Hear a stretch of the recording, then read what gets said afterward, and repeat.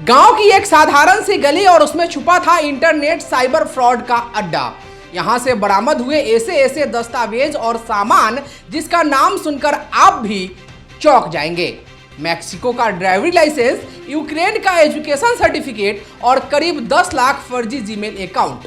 Police की इस छापेमारी ने यह साफ कर दिया कि साइबर ठग अब गांव देहात तक जड़ें जमा चुके हैं और इसका नेटवर्क देश की सीमाओं से बाहर तक फैला हो सकता है।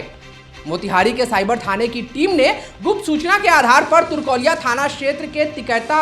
गांव में परवेज अंसारी के घर पर छापेमारी की और जो सामान वहां से मिला उसने पुलिस तक को हैरान कर दिया। सोचिए, एक आम से घर के अंदर क्या क्या छुपा हुआ था। मैक्सिको का ड्राइवरी लाइसेंस, यूक्रेन का एजुकेशन सर्टिफिकेट और करीब 10 लाख फर्जी जीमेल अकाउंट और उसका password, blank smart card, ATM card, passbook और chequebook, biometric machine, CPU, printer, monitor और वाईफाई डिवाइस, कई एंड्रॉयड मोबाइल और एक स्कॉर्पियो गाड़ी।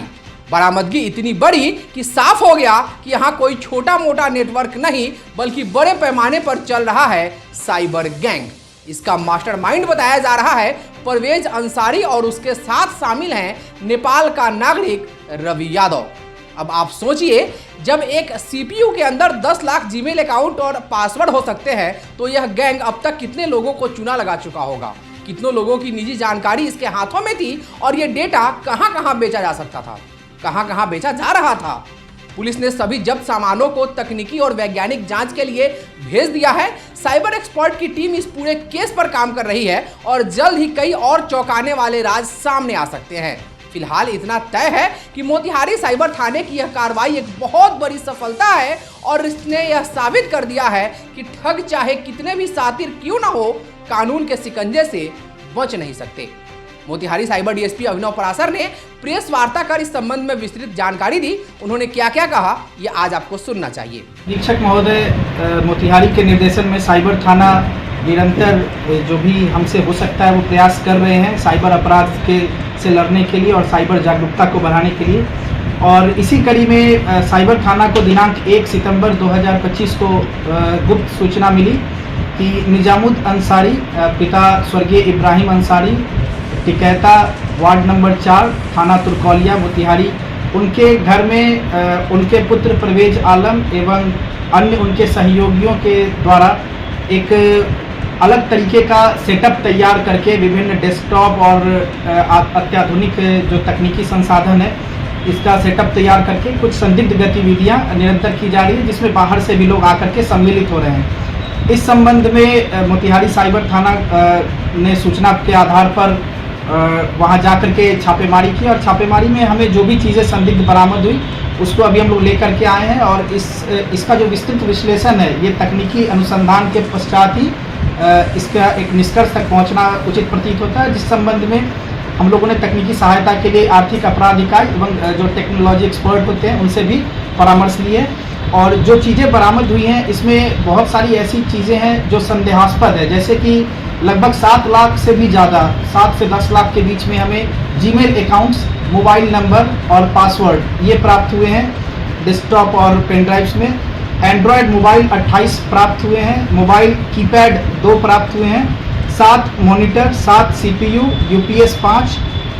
मदरबोर्ड का जो कवर होता है वो 10 प्राप्त हुए हैं, मोबाइल कवर जो डब्बा नया मोबाइल का ये लगभग 35 प्राप्त हुए हैं,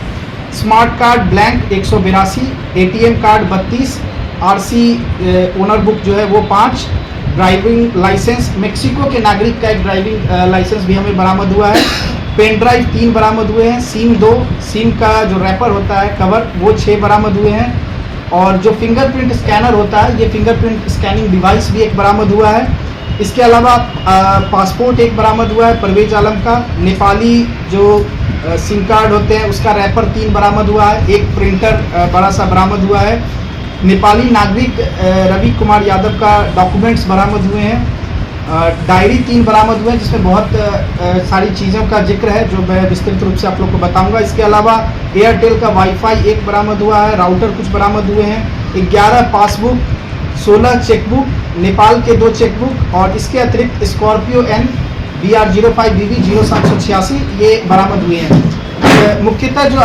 जो हम लोग अभी तक जो सामने स्पष्ट होकर के आई है कि ये लोग साइबर फ्रॉड के, चूँकि इनके जो पासबुक्स हैं, जो बैंक अकाउंट्स हैं, इसके ऊपर विभिन्न राज्यों से शिकायत है, लेयर 1 लेयर 2 में शिकायतें प्राप्त हैं, जो अभी हम लोग को सामने आया है। फ्रॉड के पैसे को ये जो कैसीनो या ऑनलाइन जो गेमिंग होते हैं, बेटिंग ऐप्स, उसमें इन्वेस्ट करते थे ताकि ये जो फ्रॉड का पैसा ये फिर वाइट मनी होकर के निकल सके। और इसी के पर्पस से ये लोग ये जो 7 से 10 लाख जो मैंने कहा अनुमानित अभी तक जो हम लोग को मिला है, विभिन्न जगहों पे ये लोग छिपा करके हाइड करके रखे हैं बैंक अकाउंट डिटेल्स को, जो जीमेल के अकाउंट्स हैं। और ये खुद में एक संदेह की बात है, ये हम लोग टेलीकॉम अथॉरिटीज से भी हम लोग संपर्क करेंगे कि इतने सारे नंबर्स, लगभग 7 से 10 लाख नंबर का यूज़ करके जो जीमेल अकाउंट बनाया गया है, अलग अलग नंबर है, अलग अलग मेल अकाउंट है, इसका बनाने के लिए ऑथोराइज्ड कहाँ से इनको मिला, इतने सारे सिम कार्ड उन्हें कहाँ से मिली, इस संबंध में भी आगे जो भी है अनुसंधान किया जाएगा। वर्तमान में जो तकनीकी सहयोग है, इसके लिए हम लोगों ने आर्थिक अपराध इकाई से संपर्क किया है और पुलिस अधीक्षक महोदय के द्वारा विशेष जो तकनीकी एक्सपर्ट है उनका भी सहायता हम लोग को प्रदान करने की बात कही गई है। और जो बोर्डिंग पासेज हैं, पासपोर्ट है, ये सारी चीज़ बरामद हुए हैं और जो भी अनुसंधान में आगे आएगा वो आप लोग को सूचित किया जाएगा। कोई गिरफ्तारी गिरफ्तारी अभी तक नहीं हुई है इस संबंध में, क्योंकि अभी भी जो तकनीकी साक्ष्य है उसके ऊपर ये सारी चीज़ें बरामद हुई हैं और जो परवेज आलम है वो अपने आवास घर पे नहीं है। और इसमें संदेहास्पद जो कुछ डॉक्यूमेंट्स बरामद हुए हैं उसमें एक यूक्रेन का भी एक सर्टिफिकेट है। इसके अलावा रेंटल एग्रीमेंट्स हैं जो यूपी के हापुड़ के व्यक्ति के साथ उनका परवेज आलम के घर का है, ये रेंटल एग्रीमेंट, ये सारी चीज़ें बरामद हुई हैं। इन सब बिंदुओं पर जब जांच हो जाएगी उसके बाद ही कुछ कह पाना संभव होगा। कितना बड़ा सिंडिकेट है क्या लगता है? देखिए, जीमेल अकाउंट और मोबाइल नंबर अगर कोई 7 से 10 लाख यूज़ कर रहा है और जो फ्रॉड का पैसा जिसके अकाउंट में आया है, लेयर 1 2 में रिपोर्टेड है इनका अकाउंट, उस पैसे को ये